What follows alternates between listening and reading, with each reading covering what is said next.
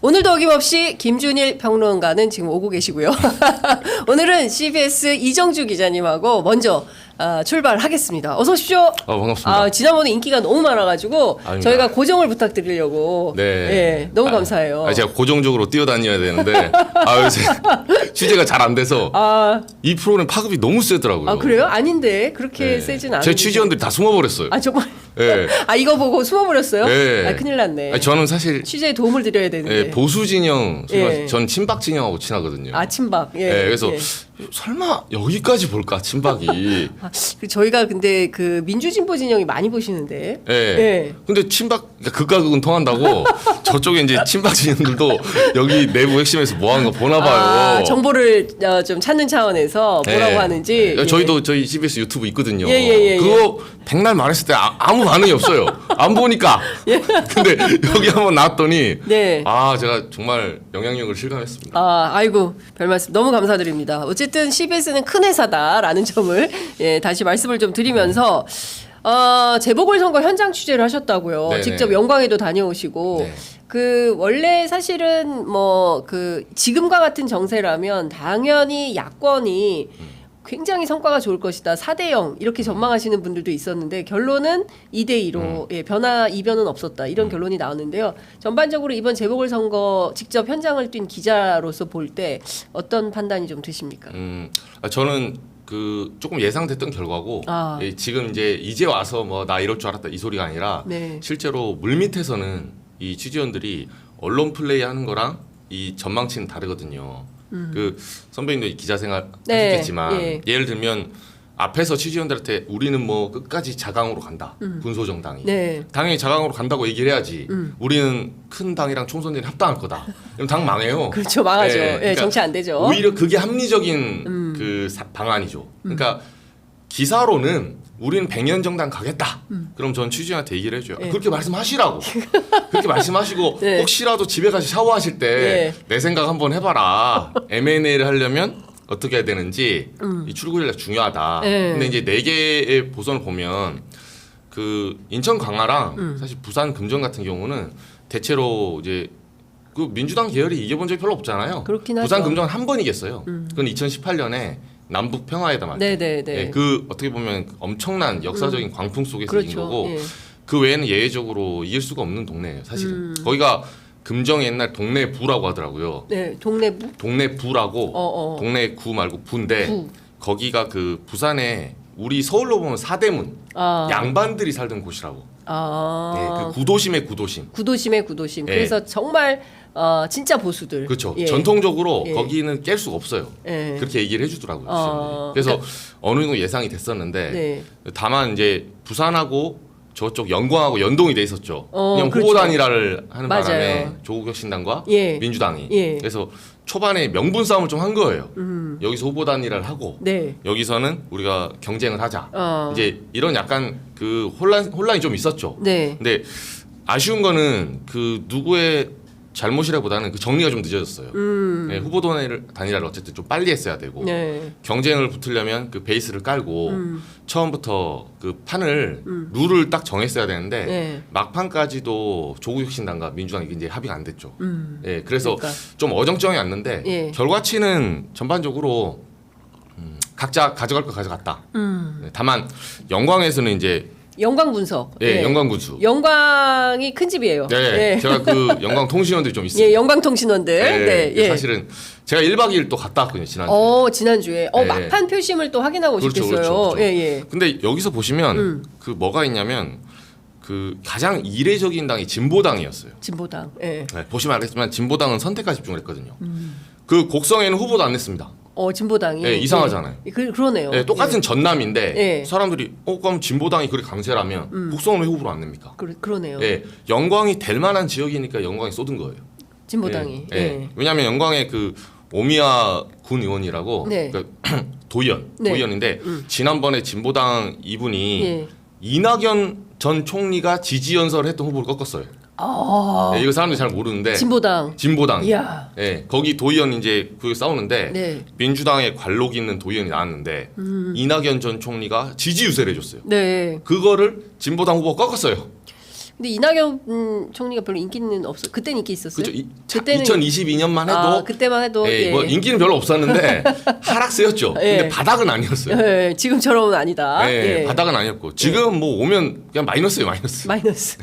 근데 제가 이걸 굉장히 이례적으로 봤던 이유가 진보당의 어떤 강세가 왜 영광에서 이렇게 나타나느냐. 그래서 민주당 후보가 지금 41%, 진보당 30%, 조국혁신당이 26%거든요. 그러니까요. 네. 근데 1, 2, 3등 이렇게 정해졌는데 조국혁신당 입장에서는 아까 뭐 신장시군 왔다 가셨지만 이게 굉장히 굴욕적인 상황이 돼버린 거예요. 그렇죠. 그러니까 3자 구도에서는 뭐냐면 적을 잘 설정해야 돼요. 예전에 문재인 후보, 안철수 후보, 홍준표 후보 보시면 대선 때 주마다 공격 포인트가 달라져요. 그렇죠. 예, 왜냐하면 굳이 문재인 후보 입장에서는 안철수 후보가 뜰 때 홍준표 후보를 때릴 필요가 없어요.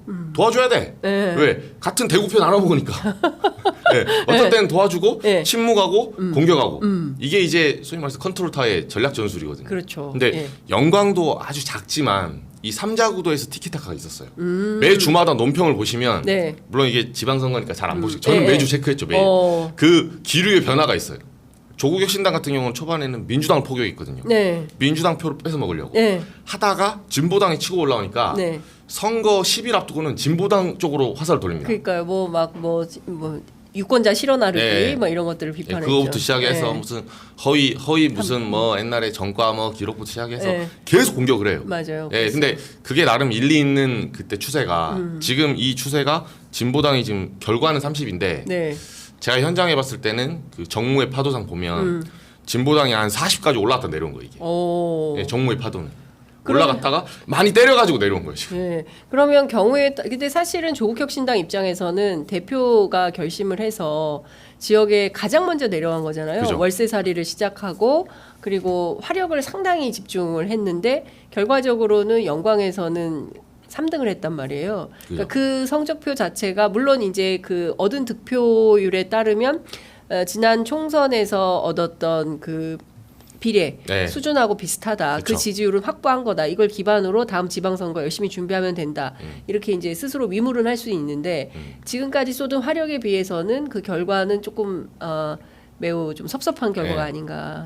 그렇게 말씀하시는데 저는 그렇게 봐요. 제가 또 영광 내려가서 막 이렇게 현장을 보니까 어떤 게 있었냐면 우리가 잊고 있는 게 있어요. 조국혁신당은 여기 지역위원회가 없습니다. 사무실이 없어요. 그 대전제를 잊으시면 안 돼요. 사무실이 없어요. 사무실이 없어요. 지역위원회, 지역위원장이 없다니까요. 민주당 여기 지역위원장 40년 된 정당 아닙니까? 40년. 거기서 토박이고 거기서 의원들이 바뀌든. 그러니까 우리가 정치를 그렇게 얘기하잖아요. 의원들이 바뀌고 군수가 지나가더라도 당은 남는 거예요. 그렇죠. 그 베이스는 남잖아요. 그렇습니다. 베이스가 있고 사람이 왔다 갔다 하는 게 당이지. 그렇습니다. 근데 베이스가 없다니까요. 그러니까 어떻게 보면 그게 그만큼 기대가 컸으니까 우리가 전체 경기 중에 브라질하고 우리나라가 붙은 건데 축구로 보면 우리가 그 전후반에 좀 압박을 해가지고 좀 쫓아갔어 1대1로. 근데 결과적으로 3대1로 진 거예요. 근데 1대1로 그때는 이길 수 있을 것 같으니까 좀 바짝 해보자 기대를 가졌던 거지. 처음부터 브라질 축구와 한국 축구가 냉정하게 전력이 다르잖아요. 그렇죠. 애당 축구를 인정을 해야 됩니다. 인정해야 되죠. 지역위원회도 없고 여기 그 출마하겠다고 한 사람도 후보도 못 구하고 있었어요, 사실은. 초반에. 그래서 결국은 탈당한 사람이 왔잖아요. 그러네요. 장현 후보. 그런 식으로 그 처음에 그리고 조국혁신당이 영광에 나올 거라는 걸 아무도 몰라요. 올해 1월만 같아도 그렇죠. 제보고는 예정돼 있죠. 영광 사람들은 알고 있었죠. 하지만 혁신당이 나올 거다. 누가 압니까? 그렇죠. 창당 자체를 3월 3일에 했으니까. 그렇죠. 민주당은 당연히 나오죠. 지역위원회가 있으니까. 그런 인지도 측면이나 이재명 대표에 대해서는 어느 정도 그러니까 지지 기반이 확보됐다고 보면 되는 겁니까? 상당한 인기가 많았었어요. 그러니까 그 결론부터 말하면 인기가 좀 있었고 인기가 그 많았고. 인기는 조금 이 대표도 긴장을 하셔야 되는 인기는 있어요. 그러니까 뭐라고 하냐면 제가 그 영광 터미널 시장에서 인터뷰를 했는데 사람들이 인물로 보면 다른 놈을 뽑고 싶다. 이제 할머니들 말이 다른 사람 다른 놈을 뽑고 싶다. 그런데 호남 말 들어. 그런데 이번에는 이재명이 밀어줘야지. 이렇게 말씀하시더라고요. 이번에는 이재명이 밀어줘야지. 윤석열이 저거는 대통령도 아니요. 윤석열은 대통령을 보지 않는다 우리는. 지금 끌려내려갈지. 아니요. 끌려내려갈지 어떻게 될지 아무도 모른다. 하면서 대정부 견제에 힘을 합쳐야 된다. 이게 이제 전체적으로 형성이 돼 있었고 네. 아. 다만 후보도 좋고 이재명 대표도 잘한다 이렇게 말하진 않아요. 네. 그러니까 근데 이정주 기자님이 네이티브 스피커가 훌륭하시다. 제가 그 또 습득하고 원래 이제 저 호남 원래 좀 예. 제가 알긴 네, 하지만 너무 좋네요. 구수하다. 예. 네, 할머님들이 그대로 말씀해 주시더라고요. 할머니 워딩 그대로. 네, 예. 그래서 저도 깜짝 놀란 게 야 여기에 원래 호남의 민도가 네. 굉장히 높잖아요. 그렇죠. 네, 그 호남이 뭐 비유하자면 좀 그런 말이지만 국민의힘이랑은 좀 약간 결이 달라요. 그러니까 뭐냐면 그 똑같이 TK든 호남이든 짝대기만 꽂으면 당선된다 하잖아요. 그렇지 않습니다. 호남 좀 달라요. 호남 다르죠. 네. 정치의식이 엄청 뛰어나죠. 광주에서는 민주당 달고 날아간 사람이 한둘이 아니에요. 예, 사실은. 그러니까요. 네, 국민의힘에서는 뭐 대구에서 요새 들어서 그렇지 한나라당 계열이 잘 안 떨어지거든요. 근데 광주는 전통적으로 무소속도 자주 당선돼요. 그러니까 후보 잘못 공천하면 날아갑니다. 아웃이다.